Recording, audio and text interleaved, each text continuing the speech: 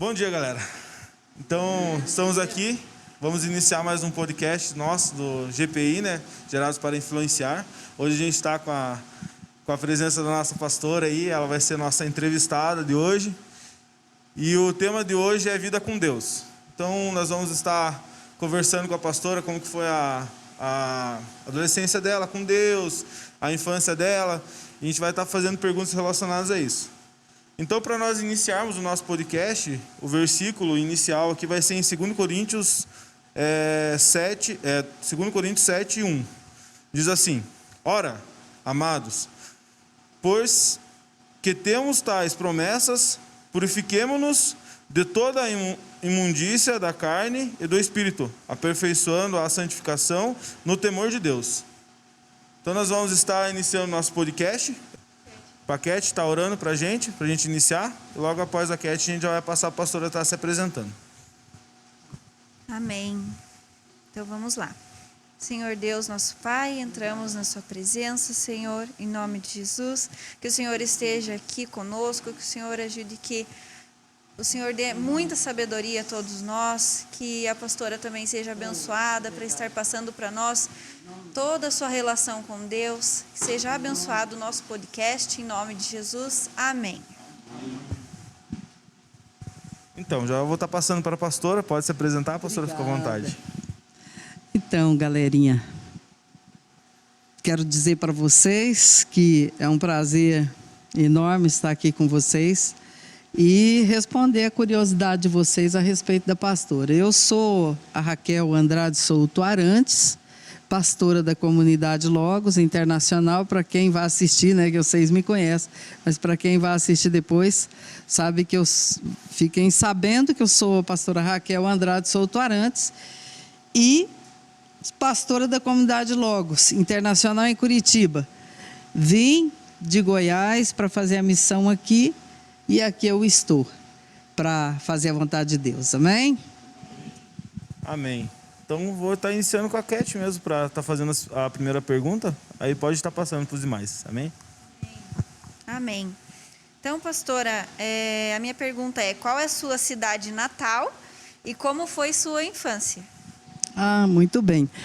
Minha cidade natal foi Itapuranga, Goiás, uma cidadezinha bem pequenininha que eu fui conhecer depois de grande, porque eu nasci lá, mas fui criada em Goiânia, Anápolis, Goiânia.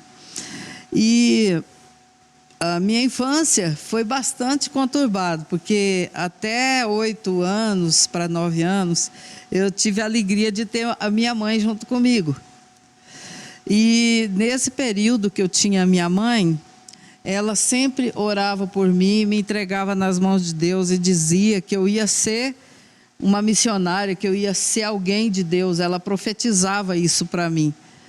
E quando ela veio falecer, foi assim, meu porto seguro caiu, né? É como se eu tivesse caído assim, as minhas expectativas de criança e tudo. Porém, daí, nesse período de criança, foi conturbado por isso.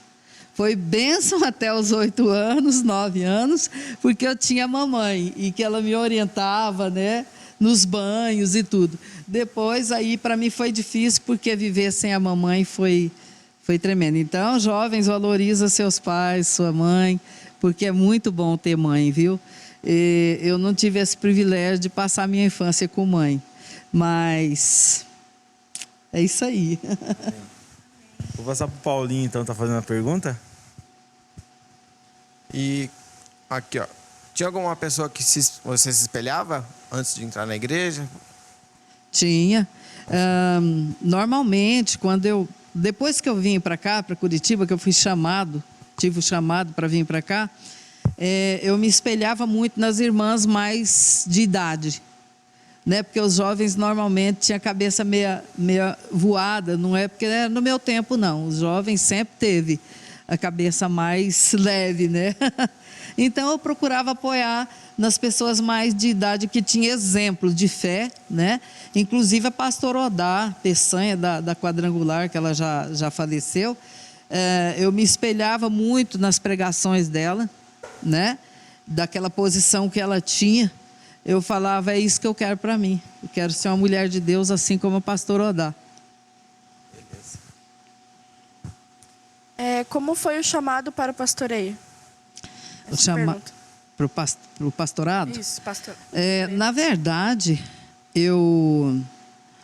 como eu falei, minha mãe me entregou nas mãos de Deus e pedia que eu fosse alguém de Deus. E isso ficou na minha memória. Pequeno. Você pensa, pô, mas ela era tão pequena, como que ela guardou isso? O Espírito Santo me fez lembrar, né, que eu era escolhida dele. E aí eu vim para Curitiba, depois eu conto para vocês aí, e trabalhei com jovens viciados em drogas, ia para a rua trazer os meninos, as meninas que estavam com overdose. E aí nós levávamos para a casa de recuperação, Desafio Jovem Betel, do qual eu era diretora. Aí surgiu a necessidade de pastorear os pais desses jovens, que eles não tinham estrutura para recebê-los novamente depois da recuperação. Aí o que acontecia? Eles iam para casa, os pais começavam a xingar, vai trabalhar, seu vagabundo, vai não sei o quê, começavam a xingar eles. E aí eles reclamavam, porque eles não tinham como ir trabalhar, eles estavam saindo das drogas naquele momento, tinham efetuado vários roubos e às vezes até morte, né? E aí não tinha como. Mas foi aí que Deus me chamou para o pastorado, que eu comecei a rebanhar os pais dos alunos que recuperava na casa. E Deus me chamou, além de missionária, ao pastorado. Bom, minhas perguntas, acho que eu consigo emendar elas para uma resposta só e também se relacionam a quando você era mais nova, criança e adolescente. Quais eram seus maiores sonhos quando criança? E se entre esses sonhos tinha... gostaria de seguir alguma determinada profissão? E um pouquinho sobre o seu ensino médio, porque a gente sabe que essa fase da vida é um pouquinho complicada. E gostaria de saber como que foi o seu ensino médio também. A primeira pergunta foi? Os seus sonhos de criança. Meus sonhos de criança. Uhum. Olha, eu lembro quando abriu a aeronáutica em Anápolis, foram várias pessoas daqui de Curitiba para lá. E meu pai me arrumou uma criança para cuidar de outra, né? Eu tinha uns 11 anos, mais ou menos. Eu fui cuidar de uma menininha que tinha vindo de Curitiba. E eu achava bonitinho o jeito dela falar, né? E daquele dia em diante, me perguntavam o que eu queria ser quando eu crescer. Eu dizia que queria ser missionária em Curitiba. Você imagina, uma criança profetizando os seus sonhos que veio a realizar depois. E a segunda? Como foi seu ensino médio? Ensino médio foi terrível. Tinha um menino chamado Mauri, hoje eu posso falar o nome dele, né? Porque eu nem sei onde que ele está nesse momento. Mas então esse menino, ele traficava no colégio. E ele pegava aquele baseadinho e fumava assim. E soltava aquela fumaça na cara da gente e falava assim, ai, olha que coisa mais boa, relaxa a cabeça, não sei o quê. Então, ele foi, tentando fazer a cabeça da gente. Muitos caíram, mas como eu tinha o objetivo de servir a Deus, eu nem experimentei, nunca tive curiosidade de experimentar. Graças a Deus, foi bem difícil o ensino médio, não foi fácil, foi lá em Goiás que eu fiz, né? Então, não foi fácil, não. Mas eu vou falar para vocês aqui, não é nada impossível. Nós temos que ter decisão própria. Sim, não. Eu não quero, não tem ninguém que vai me enfiar a goela abaixo, não é? Eu não quero, não vou fazer e pronto. E isso foi a 7ª série na época, o ano inteirinho, esse piá atormentando. Tinha uma árvore gigante no fundo, a gente terminava, nós tínhamos um time de futebol feminino, do qual eu fazia parte dele, e terminava esse futebol, né? Aí ele ia lá para debaixo dessa árvore e chamava a galera para lá para dar o primeiro trago, né? E muitos entraram nessa e estragou com a vida deles, né? Porque a Bíblia diz que um abismo chama outro abismo, né? Começa pela maconha, quando você vê, você está em coisas piores. E eu não, graças a Deus, Deus me segurou. Como que foi sua primeira pregação? Minha primeira pregação, meu filho, tremia tudo as pernas. Aquilo batia o joelho no outro, falava, meu Deus, será que eu vou conseguir?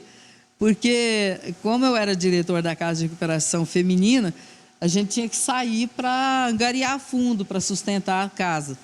Aí, nós éramos convidados para passar nas igrejas, Assembleia de Deus, onde a gente dava testemunho.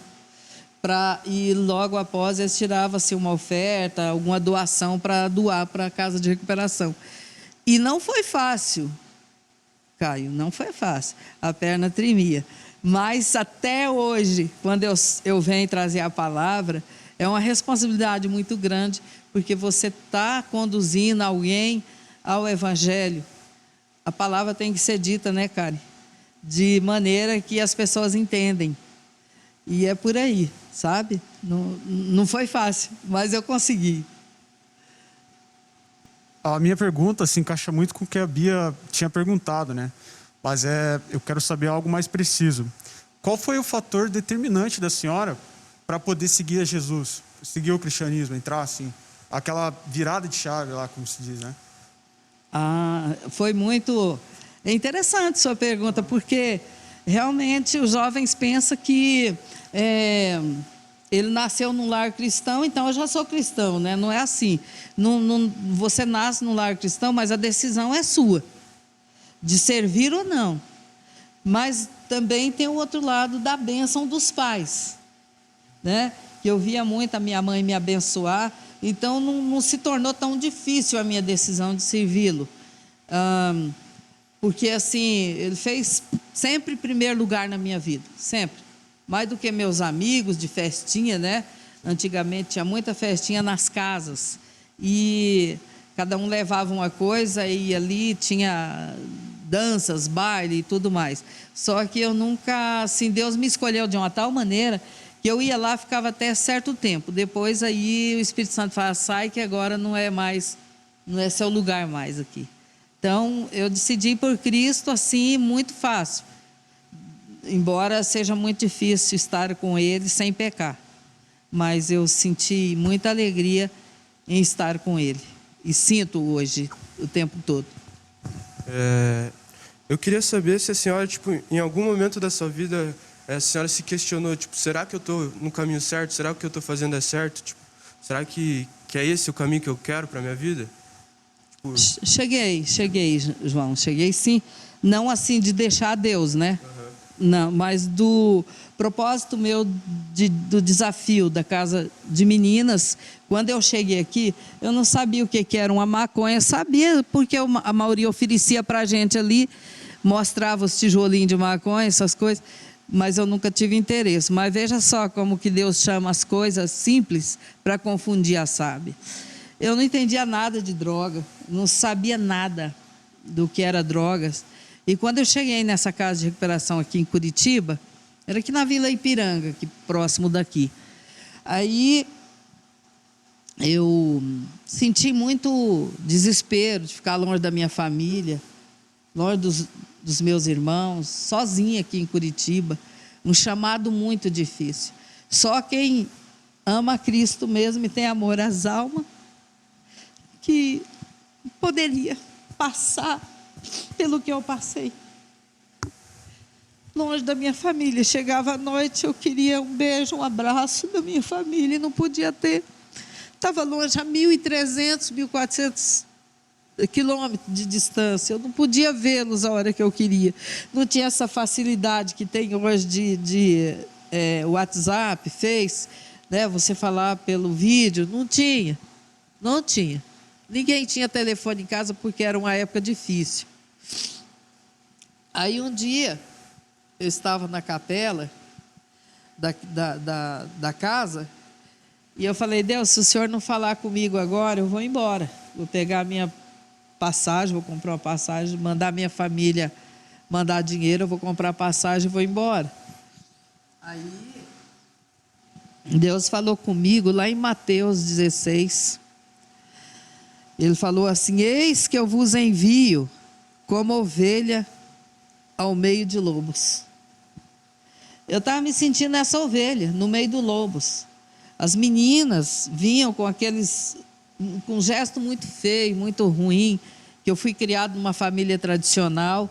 Aí eu ouvia muita coisa dessas meninas. E como obreira da casa, eu ficava assim, falei: meu Deus, o que eu estou fazendo aqui?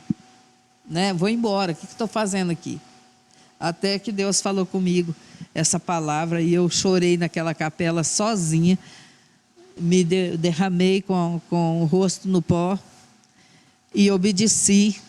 Fiquei, mesmo sabendo que era difícil aquele trabalho, porque a gente morava dentro da casa, né? Eu não trabalhava ali e ia embora para minha casa, não, ver minha família. Eu tinha que conviver com aquelas meninas 24 horas por dia, no outro dia mais 24, no outro dia mais 24, sempre. Então, foi um momento difícil.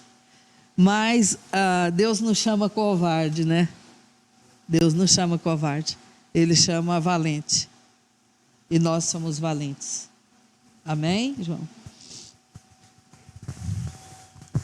Então, nosso irmão Rubi não está hoje com a gente aqui, mas ele mandou algumas perguntas.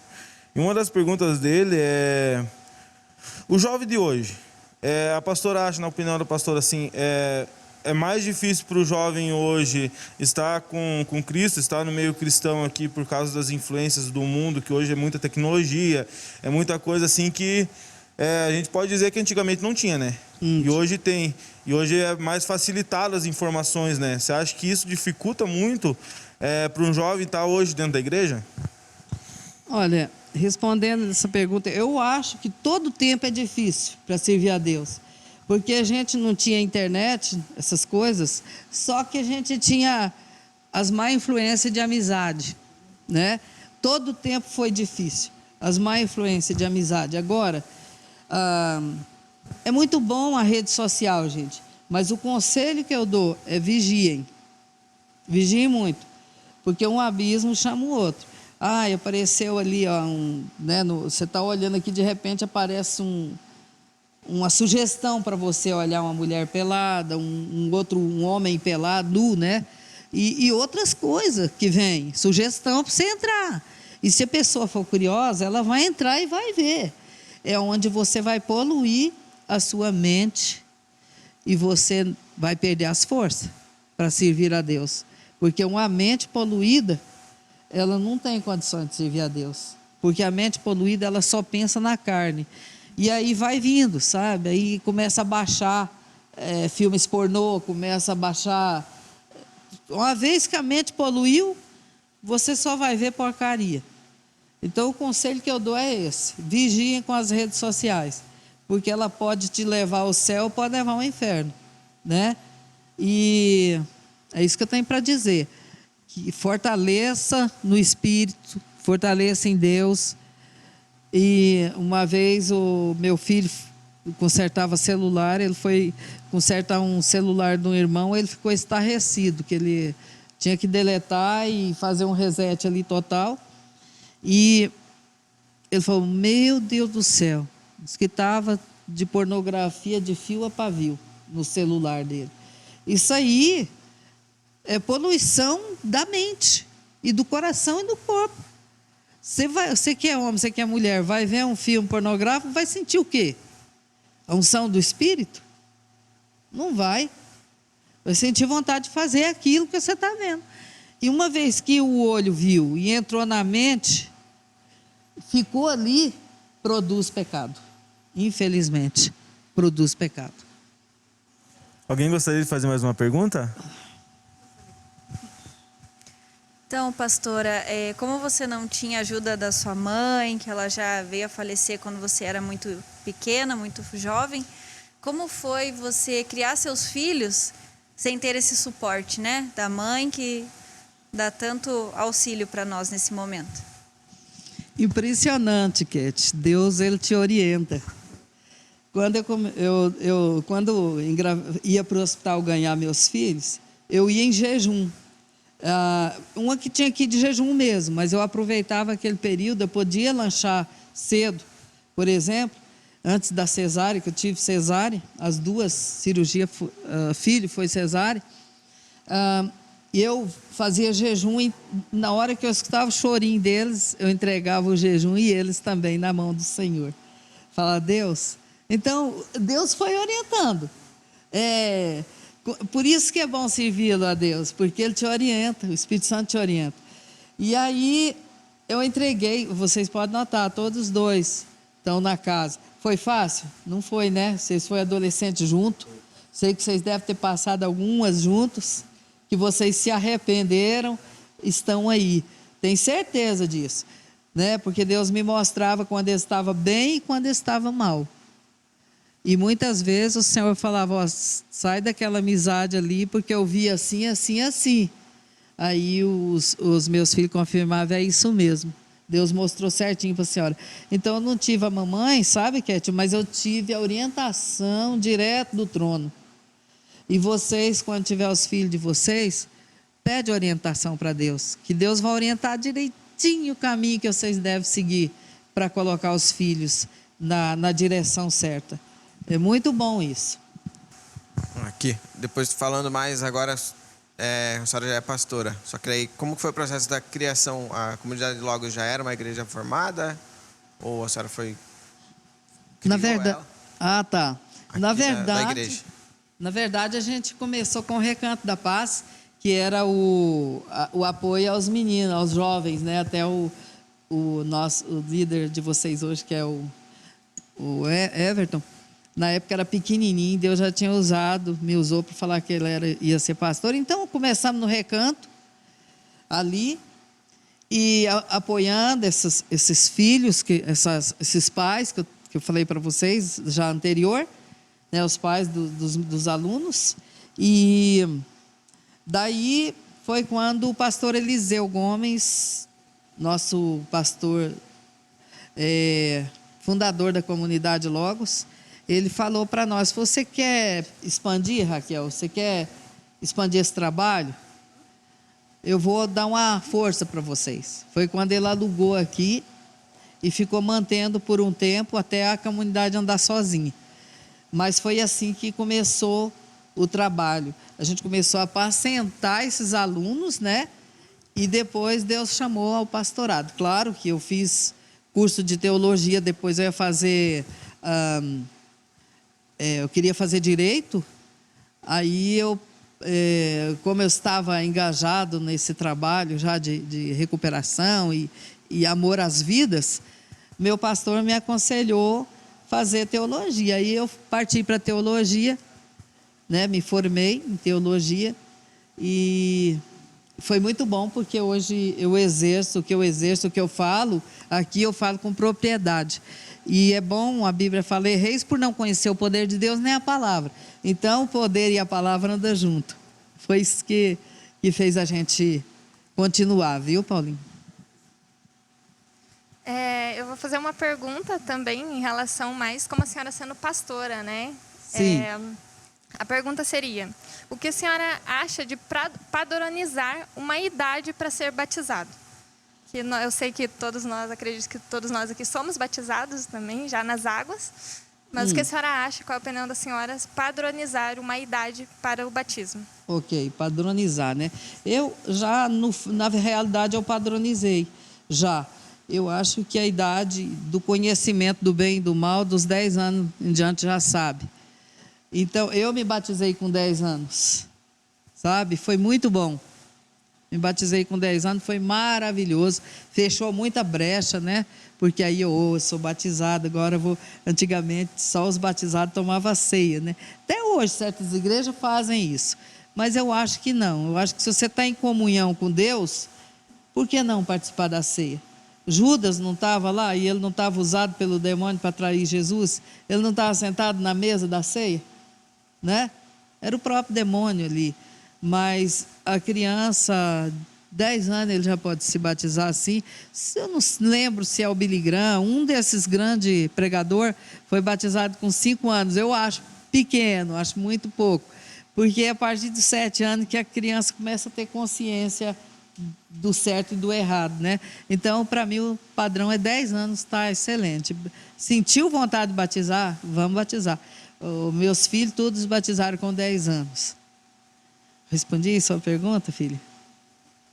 Como que foi conhecer o pastor? Conheceu o pastor? Oba!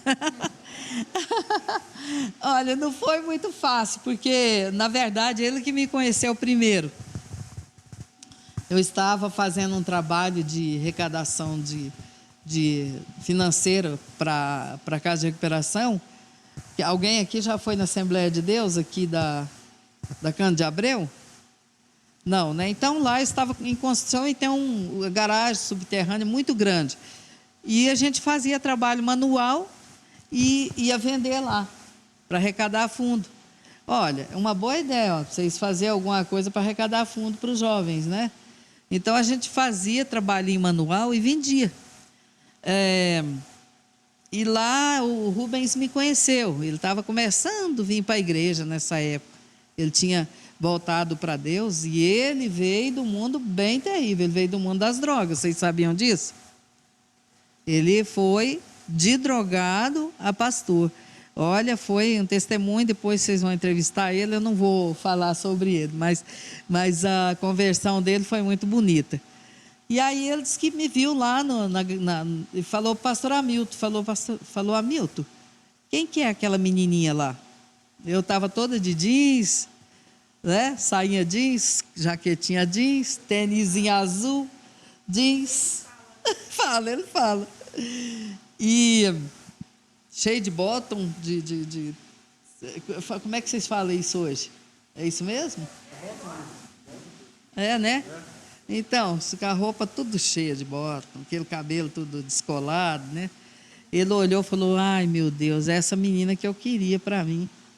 Né? Que ele já tinha vindo da maluquice, ele ia pegar uma menina muito certinha, assim, tudo cabelinho rodeado ali, não que seja contra, mas antigamente era assim, né? O assembleano andava muito assim, alinhado, exatamente, muito alinhado. E aí eu já era mais deixadinha assim um pouco por causa do meu trabalho de rua. Aí ele olhou e pediu para Deus, ele falou, eu quero essa menina. E para ter o governo, cara, eu era noiva. De um rapaz lá em Paranaguá, um obreiro. E do nada, assim, Deus me tirou da vida dele. E comecei a conhecer o Rubens, assim, ele se aproximou. E foi assim que eu conheci ele. Depois que eu conheci ele, olha só, que ele me pediu em namoro, eu falei, você vai me dar 1 mês para me orar, e eu te dou a resposta. 1 mês, hein? Ai, mas eu já estou orando 6 meses por você. Eu falei, mas eu não orei. Vai esperar mais um pouquinho. Eu falei, eu não orei. Aí eu fui... É terrível, né? Daí eu fui orar, e Deus usou uma pessoa falando comigo. Eu tinha escrito um quadrinho assim, eu ia fazer uma missão nos Estados Unidos. O pastor Engas ia me levar para abrir uma casa de recuperação lá. E aí eu escrevi nesse quadrinho, falei, Senhor, se tu tens esse trabalho para mim lá, eu vou. Se for um chamado do Senhor, eu vou sim. Mas eu vou colocar aqui. Se o Senhor tiver alguém para mim aqui em Curitiba, um esposo, até dezembro de 1985. Olha, está muito longe, então. Aí eu quero que o Senhor me dê até esse mês, porque eu preciso dessa resposta. E aí Deus usou essa pessoa para falar comigo que eu tinha feito um pedido e que esse pedido, eu ia ver ele, ia saber quem que era meu esposo mesmo, de verdade. E realmente eu estava deitado no beliche, assim, quando eu peguei aqui, estava montando as coisas para mudar dali daquele local, eu peguei esse quadrinho e me deparei. E o Rubens me pediu em namoro naquela época, sabe? Foi impressionante como Deus falou comigo. Aí eu comecei a chorar ali naquele momento, como vocês sabem que eu sou chorona mesmo. E foi aí que eu me dei por conta que ele era para ser meu esposo. Agora, tem um detalhe. Hoje o povo fala que é careta. Ai, onde que se viu não dormir com a namorada, com o namorado? Gente, Deus continua sendo o mesmo. O mesmo do meu tempo é o mesmo de hoje, né? Não foi por acaso que ele destruiu Sodoma e Gomorra. Porque Sodoma e Gomorra estavam num pecado terrível. E a santidade é muito bom. Não importa se já dormiu junto ou não. O que importa é daqui para frente você fazer um propósito com Deus, falar, não, eu quero santidade. E eu realmente fiz esse propósito com Deus, de casar pura. Mesmo que meu futuro esposo não fosse, ele tivesse passado pelo mundo como ele passou, mas o meu propósito era com Deus. Meu compromisso sempre foi com Deus. Amém? Respondi? Quais são os conselhos que a senhora daria para as pessoas que têm certeza de entrar no caminho de Deus? Tem certeza, dúvidas, né? De começar a seguir a Deus. Quais são os conselhos que a senhora daria para essas pessoas? Para quem tem incerteza? Isso, sim, senhora. Ah, tá. Tem dúvida de começar. Sim, sim. Olha, na verdade, a primeira coisa que você tem que ter é convicção do que você quer. Convicção. Porque as pessoas vão tentar tirar você. É o que mais tem. Cara, você tem um careta, o que você vai mexer com a igreja desde quando você ficar mais velho, não é isso? Eu recebi muitas críticas sobre isso. Você é uma jovem bonita, né? Modéstia à parte, sou uma velha até equilibrada, você não acha? Então, não sou uma velha não, né, gente? Eu sou assim, meia idade.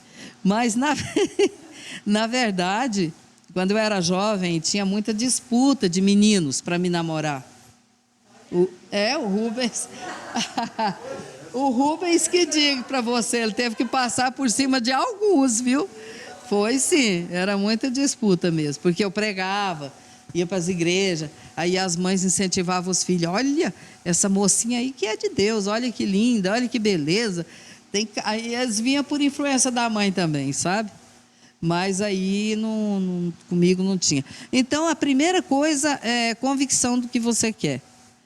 Eu quero Deus, eu quero servi-lo, não importa o que meus amigos vão falar, não importa se eles vão me criticar, eu quero é Deus.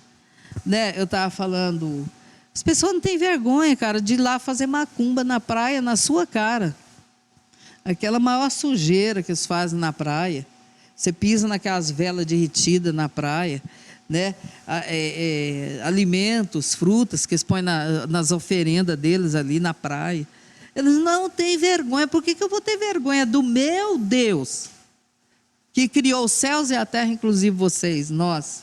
Ele nos criou, né? Então, não tem o porquê. Então, você decidiu. A sua decisão é muito importante. Eu decidi que eu vou ser de Deus, ninguém vai tirar isso da minha cabeça. Eu decidi que eu ia ser de Deus, ninguém tirou. Eu só fui enchendo cada dia mais do Espírito Santo de Deus e fui tendo convicção e ninguém conseguiu me tirar do foco. É isso que eu falo para vocês, não deixa ninguém tirar vocês do foco. Ainda que custa caro, viu? É difícil, não é fácil não. Vocês sabem disso, não sabem? É difícil ou não é? Muito, né? As oportunidades, as oferendas são grandes, mas a convicção sua tem que ser maior. Tem uma pergunta que eu acho que foge um pouco do teu pessoal, mas é uma dúvida que eu tenho, não sei se tem a ver, mas na escola, tipo, eles tentam ensinar um negócio pra gente, tipo, que às vezes, na ciência principalmente, que às vezes entra em conflito com os ensinamentos da Bíblia. Você acha que, tipo, a ciência e os ensinamentos da Bíblia podem andar juntos, podem ser ensinados juntos? Creio que sim, porque Deus é a própria ciência. Ele é a própria ciência. Só que os cientistas, eles desvirtuam um pouco do foco. Mas Deus é a própria ciência. Vocês imaginam? Essa Terra está rodando, cara, no universo aí, tá? Em torno de si mesmo. Com um mar gigantesco, né? Terra, mar, árvores. nós, o ser humano, as faunas e tudo mais. Você imagina o controle de Deus para manejar tudo isso e não cair, não derrubar? A ciência de Deus é exata, é maravilhosa. Então anda junto, sim, tem que andar junto, porque Deus é a própria ciência. Embora, como eu acabei de dizer, o povo desvirtua a ciência de Deus com a ciência deles. Está entendendo? E às vezes fala coisa, bobagem, muita bobagem. Coisa que você sabe que está fora, que não tem nexo nenhum, mas eles falam. A gente sofreu muito sobre isso também na escola, né? Então, certas coisas a gente rejeita. Você viu que não condiz, rejeita. Vocês imaginam que Deus equilibrou tudo certinho, né? Para dar certo. Hoje, tanto terremoto, tanta coisa, porque o povo desvirtua um rio para cá, um rio para lá, né? Faz um monte de prédio num lugar só, né? Deus fez tudo certinho. O berço maravilhoso para nós. Cientista maior do mundo.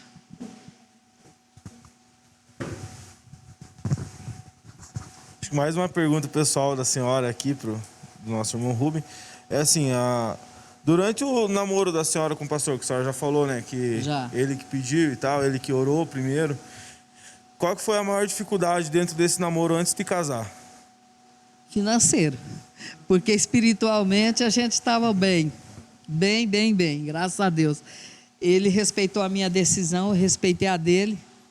Mas a maior dificuldade para nós foi mais o financeiro mesmo. Assim, né, para fazer o casamento mais rápido, né? Ele não queria namorar muito tempo, porque ele é mais velho do que eu, um certo tempo. E aí ele falou, eu não quero namorar, não quero ficar namorando, eu quero casar. Então, essa dificuldade foi bem grande, o financeiro para nós, né? Não é verdade? O jovem quer casar, mas ele quer uma casa, ele quer ter um lugar, ele quer ter os móveis, quer ter as coisinhas dele. E era isso que a gente queria, ter nosso cantinho, né? Podia ser simples, como foi realmente muito simples, mas a gente queria o nosso cantinho, e essa foi a dificuldade que nós tivemos. Só mais uma pergunta, pastora. A senhora comentou da sua missão nos Estados Unidos, né? Vocês foram para os Estados Unidos, ficaram um tempo lá e tal. Como que foi essa missão lá fora? Como que... nessa época você já tinha o Rafa e a Vi, já tinha seus filhos. Como que foi ir para fora do país e ficar, tipo... Porque é um lugar diferente, né? Nem quando a senhora veio de Goiânia para Curitiba e daqui para lá. Como que foi ir para lá? Conta um pouquinho da experiência para a gente. Na verdade, como Deus me respondeu, eu não cheguei a ir montar essa casa lá, não. Eu acabei falando para o pastor Engas que ele arrumasse outra pessoa, porque Deus me respondeu. Conheci o Rubens, né, na data realmente que eu tinha pedido. Eu não fui. Eu fui agora depois que já tinha os meus filhos. Nós fomos fazer uma missão de louvor e de pregação. Olha, muita carência. Os cristãos lá estão meio perdidos, assim, porque fica longe da família, longe da sua igreja. Então, a gente viu muita carência no meio dos cristãos americanos. A vida deles lá, gente, é trabalhar. Vai para a igreja lá e trabalha. Eles fazem paz do Senhor, já a mão é meio encolhida assim, de tanto que tá grossa a mão de trabalhar. Trabalha mesmo. Mas adquirir alguma coisa aqui, trabalha, rala muito. Aí o tempo deles ir para a igreja é muito rápido, né? Os cultos não é demorado, é um culto mais rápido. Mas quando vai um brasileiro daqui para lá, como no nosso caso, as pessoas choram de saudade, abraça a gente. Eu quero sentir o cheirinho do Brasil. É doído de ver. É muito sofrida a vida do brasileiro nos Estados Unidos. Porém, foi uma experiência boa, né? Foi uma experiência muito boa. Que o povo americano e os brasileiros também, eles aprendem a abençoar, sabe? Imagina, na época estava R$4 o dólar. A gente vendia um CD por $15, eles davam R$20 para a gente. A gente veio com uma caixinha de sapato cheia de dólares. A gente dizimou, a gente reformou a casa, a gente comprou um carro, tudo com esse dinheiro. Foi muita bênção mesmo. Abençoamos a igreja, abençoamos as pessoas, porque imagina, 20 dólares dava R$40, né? É isso? Não, dá 80, né? 80, né? 80. É 80, nossa, quando a gente trocou aquele dinheiro, a gente ficou bobo, falei, não, vamos fazer. Aí foi onde reformou a casa. Aí muita gente às vezes fala, né? Olha, a casa da pastora, dinheiro da igreja, né? Não, gente, é dinheiro suado. A igreja se mantém, graças a Deus, né? Mas ali foi Deus que me deu mesmo, através do trabalho de suor. Essa foi a experiência que eu tive lá, da carência do povo. Muito grande. Amém, amém. Então, o grupo de jovens Gerados para Influenciar agradece a presença da pastora hoje aí no nosso podcast. Nós vamos estar encerrando por aqui. Somos gratos porque conhecemos a nossa pastora e sabemos que não é impossível ter uma vida com Deus realmente. Então, acho que foi uma experiência para cada um de nós aí. E a gente vai estar continuando lutando aí com Cristo aí, sempre firme aí, não deixando de se influenciar, né? Amém. Agradecemos mesmo o testemunho de vida da pastora aí pra gente. E vamos estar encerrando aí com uma oração. E vou pedir pode ser o Caio? Pedir pro irmão Caio, tá fazendo uma oração pra gente encerrar. Se todos quiserem se colocar de pé.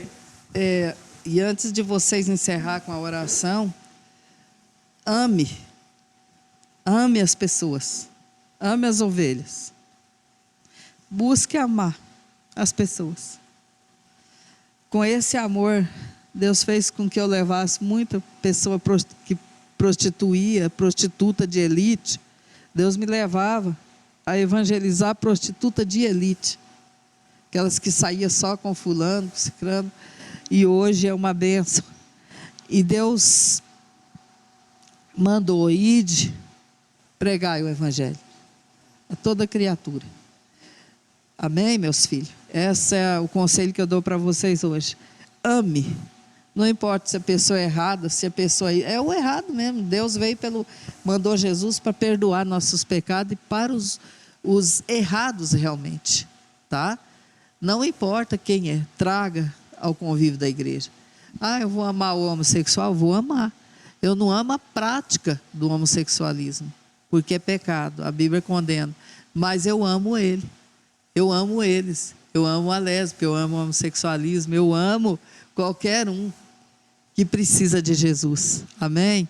Então faça isso, deixa o amor fluir no coraçãozinho de cada um de vocês e o resto Deus proverá.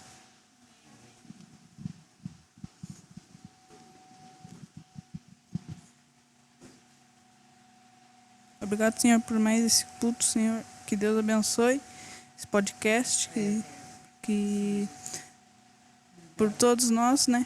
E Deus abençoe todos os dias da semana, o mês. Deus abençoe, amém.